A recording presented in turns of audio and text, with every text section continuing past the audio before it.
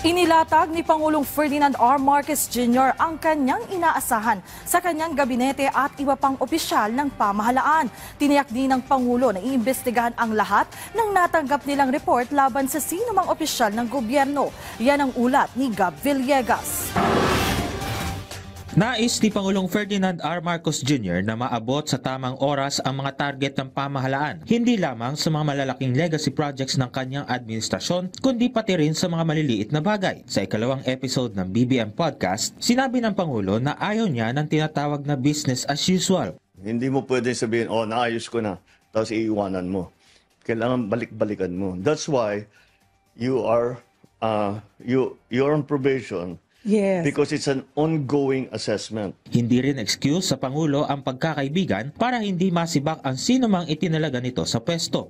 In the military, kapag sinasabi, ito yung gagawin mo. Pag hindi mo, ano nangyari? Hindi ko nagawa kasi ganyan, out. You're relieved. Next. And that's what we should do. We have to be very, very strict. Look, kahit kaibigan kita, mahal kita at lahat, pero hindi mo nagagawa yung trabaho eh. Hindi naman ito tungkol sa pagkakaibigan ng pagmamahal natin sa isa't isa kung hindi para sa serbisyo para sa tao. Iniimbestigahan rin ng Pangulo ang mga report na kanyang natatanggap kung may katotohanan ba ang mga ito. At any level of government, it's very different to receive, makatanggap ka ng report na sasabihin, natapos namin yung project, ganito yung ginastos namin, may picture na maganda. Pero pag pinuntahan mo, iba. Iba talaga. Totoo pala yung report. Maganda yung report. Alam mo na, yung taong yun, hindi nagsisinungaling sa'yo. The other side is, binuhala ako nitong mga lokon to. Alam mo na, eto mga to, hindi reliable yan. Maghanap tayo ng iba. So it's still important to go and see things for yourself. Because it's, of course, you read all the reports, no? But that's not the iba-ibang accuracy rating ko minsan. Ayon sa Pangulo, dapat ay agad maaksyonan ang mga reklamo. Pupuntahan mo nga. Sabi, kung hindi ka nakakasiguro, halimbawa, may report, napakaganda ng lahat. Pero may kaibigan ka na tiga doon. Sabihin, boss, hindi totoo yan. Hindi nila natapos.